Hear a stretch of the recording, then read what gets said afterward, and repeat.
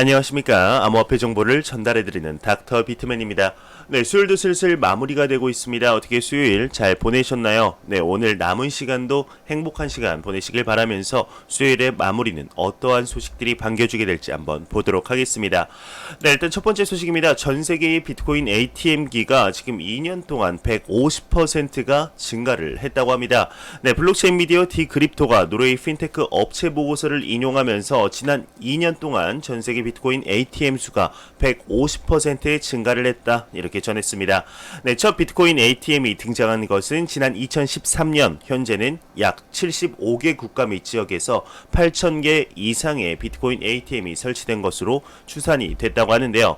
네, 이에 관해서 이제 미디어 같은 경우는 암호화폐의 건강한 발전을 상징하는 지표다, 이렇게 언급을 하고 있습니다.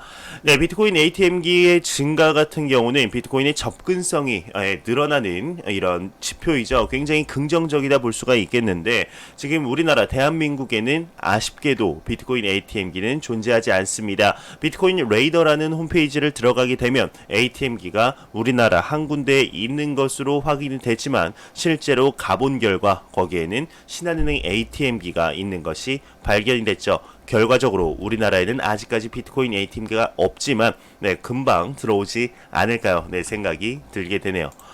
네, 그러면서 이제 한 데이터에서는 비트코인의 고래 주소가 2017년 비트코인 급등 당시 수준까지 증가를 했다고 합니다. 네, 한번 보도록 하겠습니다. 네, 암호화폐 전문 미디어 코인텔레그래프에 따르게 되면 최근 비트코인 고래 주소가 연초일에 급증하면서 2017년 9월 비트코인 시세 급등 단시와 이제 유사한 수준까지 증가한 것으로 이렇게 나타났습니다. 네, 글래스노드 데이터에 따르게 되면 최신 기준 1000BTC 이상 고래 주소수는 1882개라고 하는데, 네, 지금 많은 것들이 2017년 초강세장 당시보다 굉장히 높은 수치로, 아니면 비슷한 수치로 돌아가고 있다, 이렇게 얘기가 많이 나오고 있죠. 지금 이제 2017년 말 2018년 초에 이어졌던 초강세장 당시 지금이랑 비교했을 때 거래량도 굉장히 많았죠. 하지만 유동성 면에서는 지금이 훨씬 더 많다는 얘기도 굉장히 많습니다. 네, 특히 이제 많은 분들이, 제 영상을 보시는 많은 분들이 투자를 하고 계시는 리플 XRP 같은 경우는 2017년 말 당시보다 훨씬 더 높은 유동성을 가지고 있음에도 불구하고 가격이 오르지 않아서 참 안타까움을 많이 사고 있는데, 네, 이러한 지표들이 정말 가격에도 상관관계가 굉장히 높았으면 좋겠다라는 생각이 들게 됩니다. 네, 그러면서 이제 1년 동안 이제 1년 이상 이동하지 않은 비트코인이 60%가 넘었다라는 이런 얘기도 나오고 있습니다. 지금 60.63%가 최소 1년간 이동하지 않은 것으로 나타났다고 하는데, 이런 높은 비율은 2016년부터 간헐적으로 이제 4년 이상 지속이 되고 있다고 합니다. 하지만 지금 더욱더 그러한 현상이 두드러지고 있다라는 얘기를 하고 있는 거겠죠. 네, 그러면서 이제 가장 보유 비율이 증가하고 있는 기간은 10년 이상과 2년에서 3년 이상이, 그러니까 중장기적으로 암호화폐 시장의 상승을 보고 있는 홀더들이 늘어나고 있다, 이렇게 얘기를 하는 것이죠. 지금 고래들도 늘고 있고, 일반 개미 투자자라고 얘기할 수 있는 이런 일반 투자자분들도 굉장히 높은 비율로 중장기 홀딩을 보고 있습니다. 제가 전 영상에서도 언급했고 전 영상에서도 언급을 드렸지만, 이제 비트코인 반감기가 2020년 5월 12일 날 발생을 했죠. 1년 반에서 2년 뒤인 2021년 말이나 2022년 초쯤에 새로운 ATH, 즉 전고점에 달성할 수 있지 않을까 생각이 들게 됩니다. 네, 최근 이제 암호화폐 시장이 주식시장과의 상관관계가 굉장히 높아지고 있습니다. 네, 오늘만 해도 나스닥 주식시장이 3대 지수가 다우지수, S&P 500, 나스닥 지수가 상승을 하면서 암호화폐 시장도 동반 상승을 하는 모습, 그리고 하락을 하면 같이 하락하는 모습을 보이면서 비트코인이 해지 수단이라면 이게 안전자산 맞냐, 아닌 것 같다라는 얘기가 굉장히 나오고 있는데, 이와 같은 맥락을 하는 내용입니다. 한번 보도록 하겠습니다. 네, 신종 코로나 바이러스 감염증 재확산 우려와 함께 미국 증시가 지난 3월 이후 최대 낙폭을 지금 보였었죠.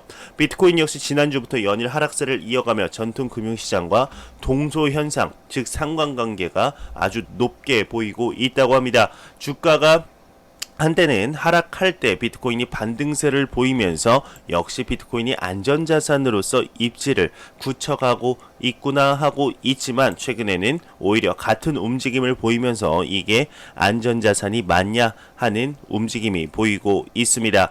네, 지난 3월 코로나 팬데믹, 이제 코로나19 팬데믹 사태로 모든 자산의 상관관계가 1에 가까워지면서 비트코인도 증시 폭락 움직임과 궤를 같이 했었다. 이 얘기는 이제 3월 13일 날 비트코인의 반토막 사태가 났었죠. 근데 이때 이제 뭐 나스닥이라든가 S&P 500, 다우지수 다 하락을 하고 유럽 증시 지수도 하락을 하면서 그 안전자산이라고 대표적인 안전자산이라고 볼 수 있는 금, 채권 또한 다 같이 일제히 하락하는 모습을 볼 수 있었습니다. 네, 이때는 뭐 해지 수단이고 뭐고 다 필요 없었죠. 다 하락을 했지만 이제 회복을 할 때 비트코인이 정말 가파르게 회복을 하면서 역시 암호화폐 시장에 새로운 안전자산으로 자리를 잡고 있다 이렇게 볼 수 있었습니다. 네, 하지만 지금은 계속해서 이제 비트코인과 증시가 연동이 되고 있다 보니까 상관관계가 높아지고 있다 보니까 이러한 내용들이 나오는 것이 아닌가 싶은데요.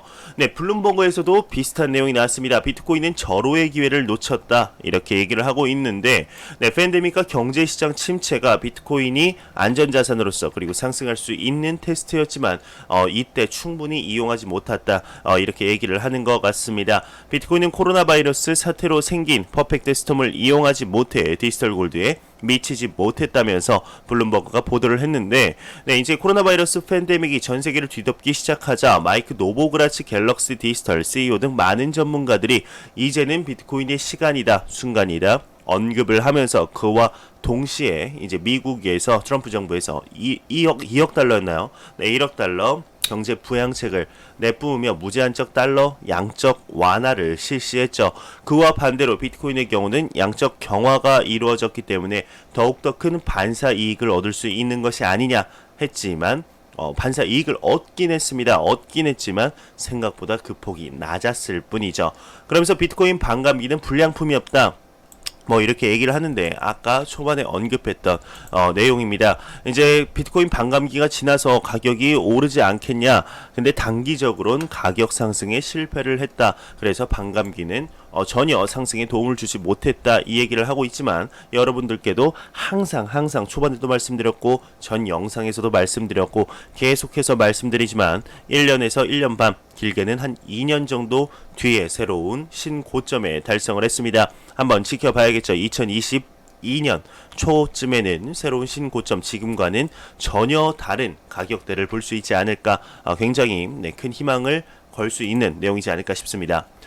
네, 그러면서 지금 전 세계적으로 CBDC, Central Bank Digital Currency죠. 이제 중앙은행 발행 디지털 화폐에 관해서 전 세계적으로 많은 이런 개발이 있습니다. 한국은행 같은 경우도 커리큘럼이 나왔죠. 디지털 달러 재단이 미국에서 설립이 됐습니다. 중국 같은 경우도 DCEP를 내부 테스트 및 실제로 월급을 줘가면서 활용을 하고 있습니다. 중국의 DCEP 같은 경우는 이제는 일반인들도 거의 그 존재를 알아채고 있을 정도로 널리 퍼졌다라고 볼 수가 있겠죠. 프랑스 같은 경우도 CBDC 내부 테스트를 성공리에 마쳤습니다. 네, 캐나다 중앙은행이 이번에는 CBDC 프로젝트 매니저를 영입을 공고한다고 하는데요. 네, 미디어에 따르게 되면 캐나다 중앙은행은 11일 신규 프로젝트의 매니저 영입 공고를 통해 중앙은행의 새로운 모습을 만들어갈 때라며 캐나다에서 유통되는 현금의 성격에 대해서 근본적으로 재고할 필요가 있다 강조를 했습니다. 네, 그러면서 캐나다 은행이 구상하는 CBDC에 대해서 이제 사용자의 프라이버시가 보호되고 은행 계좌나 스마트폰 없이도 접근이 이제 가능하면서 현금을 사용하는 대중들 사이에서 신뢰를 얻어야 한다 이렇게 설명을 했는데요. 지금 전 세계적으로 CBDC가 널리 퍼지고 있습니다. 특히 지금 비접촉 사회로 가고 있죠. 코로나 팬데믹 사태가 터지면서 비접촉 사회로 가면서 점차 이제 현금이 사라지는 듯한 움직임이 보이고 있습니다. 물론 이 기간이 현금이 완전히 대체되지는 않겠지만 나중에는 현금 없는 사회가 실제로 이루어질 수 있을 것 같은데요. 점차 자연스럽게 없어지지 않을까 싶습니다. 네, 그 기간이 빠르면 한 10년, 15년 안에는 정말 현금이 없고 CBDC가 널리 이렇게 사용되는 날이 오지 않을까 싶은데요. 네, 특히 우리나라 같은 경우도 코로나 팬데믹 사태로 인해서 많은 분들이 제로페이라든지 뭐 경기 지역 화폐를 다 가지고 계시죠. 이제 카드도 가지고 계십니다. 그리고 10%라는 말도 안 되는 인센티브를 주면서까지 홍보를 하고 있는데 과연 어떠한 일단 표면적인 내용으로는 지역 경제를 살리겠다. 물론 이것도 맞겠지만 정말로 큰 그림을 따로 그리고 있는 것은 아닐까 생각이 들게 되네요. 네, 마운트 곡스 전 CEO 같은 경우는 크레이그 라이트 도둑 아니면 사기꾼이다. 네, 뭐 도둑 아니면 사기꾼이 어쨌든 나쁜 놈이다. 네, 이 얘기가 아닐까 싶은데요.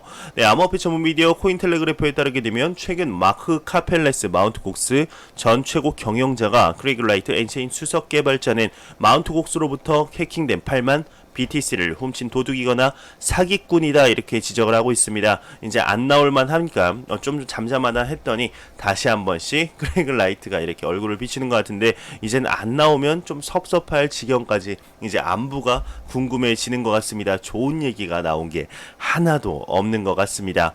네, 이 내용이 이제 이와 관련해 그는 크레이그 라이트가 직접 구매했다고 주장하는 주소에 예치된 비트코인이 2011년 마운트 곡스에서 해킹당이 유출된 비트코인이라고 합니다. 이 사실이 이미 2011년에 증명이 됐고 법원에 제출된 증거를 통해 누구나 확인을 할 수 있다고 하는데 만약 이 같은 억지 주장을 계속하면 그는 도둑으로 남을 거고 잘못을 인정하면 사기꾼으로 남을 것이다.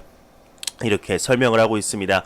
네, 크레이그 라이트 내가 사토시다 라고 얘기했을 때가 이제 엊그제 같은데 이제는 도둑 아니면 사기꾼이다. 네, 이런 얘기가 나오고 있죠. 과연 어떻게 될지 조금 더 지켜보도록 하겠습니다. 네, 매일같이 나오는 리플 XRP에 관한 소식이 오늘도 또한 나왔습니다. 네, 한 설문조사에서 일본의 암호화폐 투자자들이 이더리움보다는 리플 XRP를 더욱더 선호한다고 합니다. 네, 얼마 전에는 XRP를 더 선호하지 않는다라는 설문조사를 본 것 같은데 이 내용은 어떤 내용인지 한번 보도록 하겠습니다. 네, 일본 암호화폐 거래소 비트맥스의 조사에 따르게 되면 트레이더의 25%가 XRP를 선호하고 있는 반면 이더리움은 9%라고 합니다. 네, 현재 이더리움의 시가총액 두 번째죠. 지금 XRP 같은 경우는 네 번째입니다. 안타깝게도 테더에게 3위의 왕자를 내놓은 상태인데 아마 이제 이더리움 2.0 업데이트가 바뀌고 업데이트가 되고 POW에서 역대급의 전환인 POS로의 전환이 됐을 때 아마 이더리움에 대한 인지도가 그리고 인식이 제고가 되지 않을까 생각이 드는데요. 네, 일본 암호화폐 거래소 이제 비트맥스가 지난달 12일 트위터에 올린 설문조사 결과에 따르게 되면 일본 내 트레이더들 사이에서 XRP 토큰이 이제 비트코인 못지않은 인기를 끌고 있다고 합니다. 네, 조사 대상자 1498명 중 이제 25%가 XRP를 가장 좋아하는 코인이다 이렇게 답을 했다고 하는데 비트코인은 26%, 이더리움이 9%로 3위에 차지를 했습니다. 네, 그러면서 뭐 넴, 모나 그리고 나노 뭐 처음 보는 코인도 있고요. 나노 코인도 있고 링크 코인은 이제 네이버에서 발행한 코인이죠. 네, 참고로 이제 이 조사는 일본인의 모든 투자자를 대변하는 것은 아니다 이렇게 나오고 있는데요. 네, XRP가 일본 밖에서 지지를 잃었나라는 부절을 한번 보도록 하겠습니다. 이제 지난 4월 코인텔레그래프는 트위터의 XRP에 대한 온라인 참여가 2020년 1분기에 비해 감소를 했고 리플은 현금 흐름을 긍정적으로 유지하기 위해 많은 보유 자산을 청산해야 됐었죠.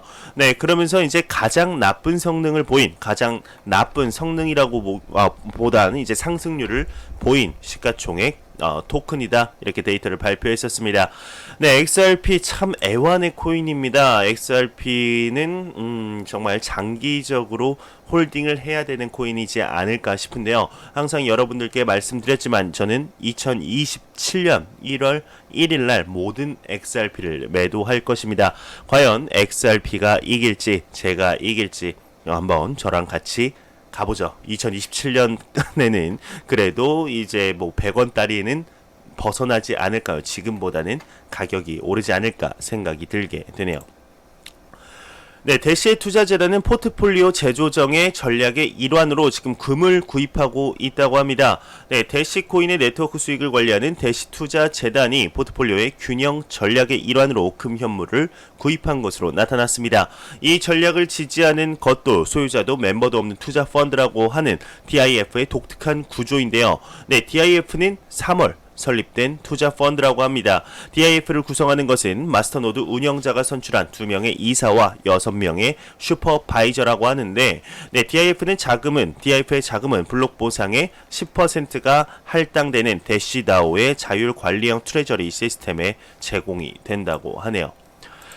네, 위즈덤트리가 이제 비트코인 선물 투자를 포함한 ETF 상품 출시를 추진한다고 합니다. 네, 암호화폐 전문 미디어 코인데스크에 따르게 되면 미국 뉴욕 소재 자산 운용사 위즈덤트리 트러스트가 미국 증권거래위원회에 비트코인 선물 투자를 포트폴리오에 포함한 ETF 상품 출시 승인을 신청한 것으로 나타났습니다. 네, 해당 ETF는 순자산의 5%를 미국 시카고 상품 거래소인 CME 비트코인 선물에 투자를 한다고 하는데, 나머지 95%는 에너지, 산업용, 금속, 귀금속, 농산품에 투자하는 방식이라고 하네요. 네, 지금 이 ETF 같은 경우는 완전 비트코인 ETF라고 보기는 좀 어렵죠. 그래도 만약에 승인이 된다면 ETF 사상 최초로 비트코인이 포트폴리오에 들어가는 것이 아닌가 싶은데요. 아마 조금 더 지켜봐야 할 모습으로 보입니다.